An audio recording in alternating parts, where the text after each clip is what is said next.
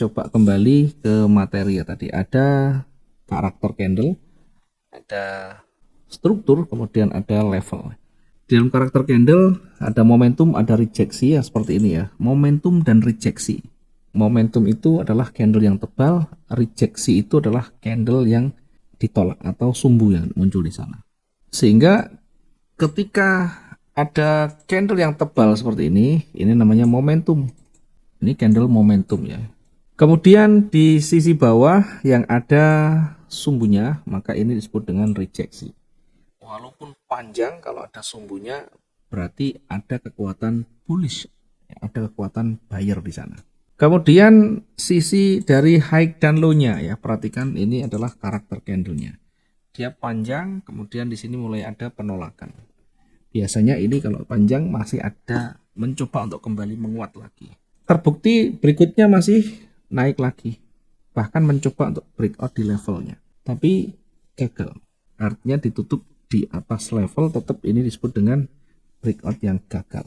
Artinya perhatikan volume bodinya mulai berkurang dari yang panjang menjadi lebih pendek. Selanjutnya dari sisi penolakan atau dari sisi rejeksi, ini lebih panjang. Lebih panjang itu kita lihat dari lebih panjang itu bukan hanya dilihat dari sumbunya, tetapi dari rasio. Kalau yang merah ini dengan sumbu di bawah, rasionya kalau kita bandingkan masih jauh lebih panjang bodinya. Artinya masih ada momentum seller.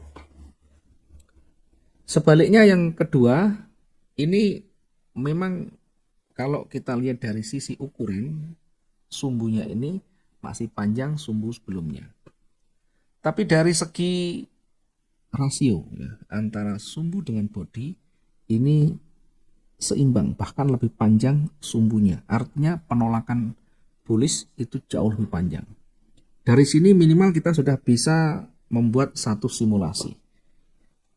Bisa jadi seller yang awalnya panjang sudah mulai melemah kekuatannya. Dari sumbu, dari body ketemu di situ. Tidak cukup sampai di situ, perhatikan di candle selanjutnya. Mungkin di sini kita masih ragu, masih bingung ya.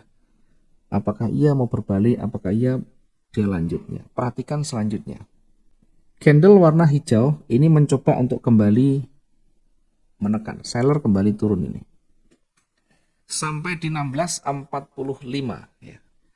Tetapi terhenti. Tidak mampu bergerak lagi ke bawah. Itu artinya kekuatan seller terhenti sampai di sini. Tidak mampu menembus lagi jauh lebih rendah. Berarti high-nya masih lebih tinggi dari yang body panjang ini, dan sebelumnya ini lebih di atas. Artinya untuk turun lagi sudah berat. Kemudian ditolak oleh buyer, kemudian mencoba sampai di atas. Nah ini juga harus perhatikan. Yang awalnya penolakannya kecil di atas, sekarang penekannya banyak ke atas. Memang di sini ada dua penolakan sama, atas dan bawah. Tetapi lihat di bodinya didominasi oleh bullish.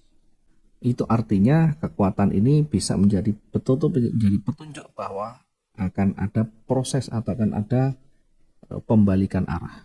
Kalau kita sudah terbiasa ya santai saja kita masuk posisi buy. Batasi resikonya mungkin sampai di ujung bawah.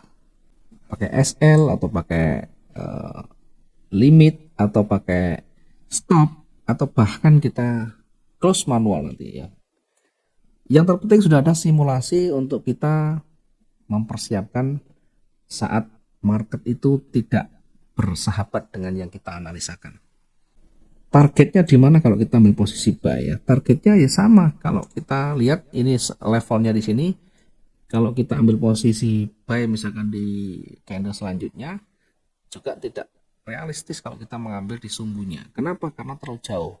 Target ribuan untuk day trading terlalu jauh. Ya kalau kita tahu di ujung bawah di situ sebagai titik rendahnya tidak masalah.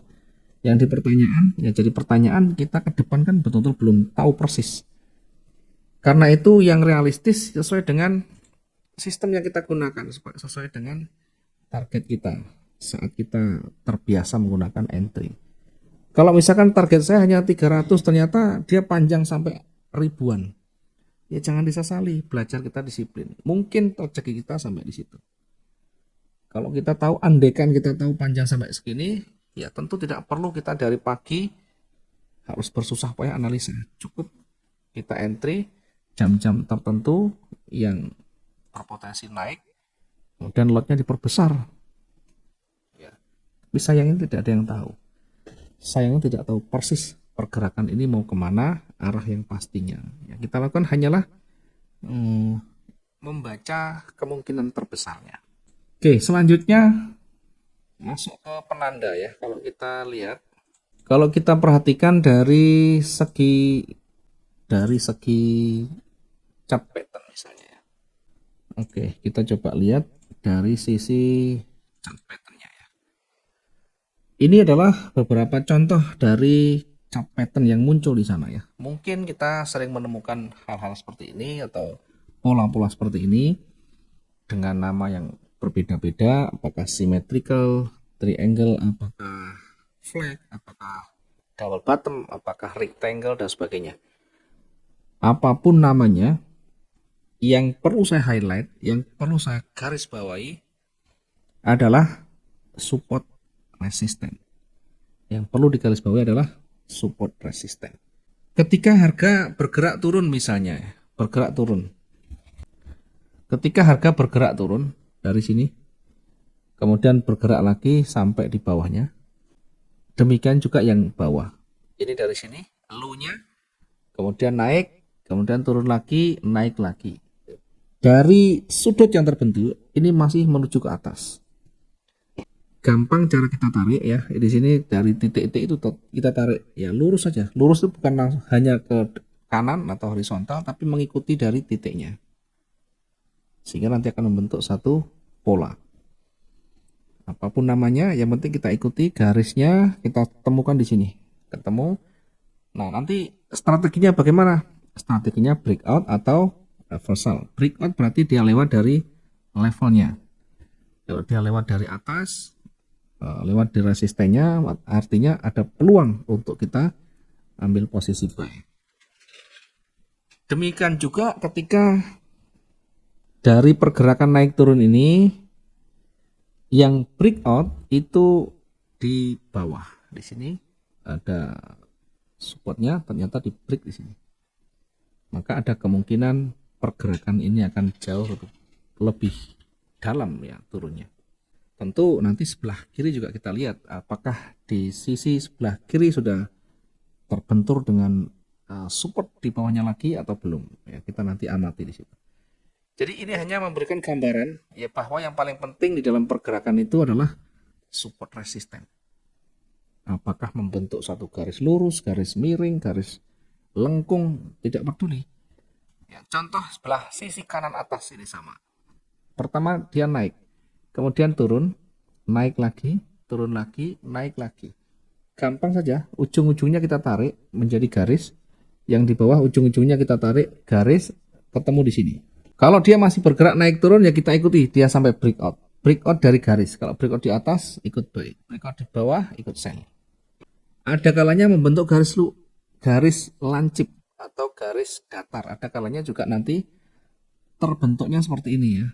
Jadi naik dan turunnya seperti ini. Nah, sama-sama satu tren, satu arah ke bawah, satu arah ke bawah. Tetapi juga belum tentu nanti breaknya ke bawah, bisa juga nanti breaknya ke atas. Maka kita ikut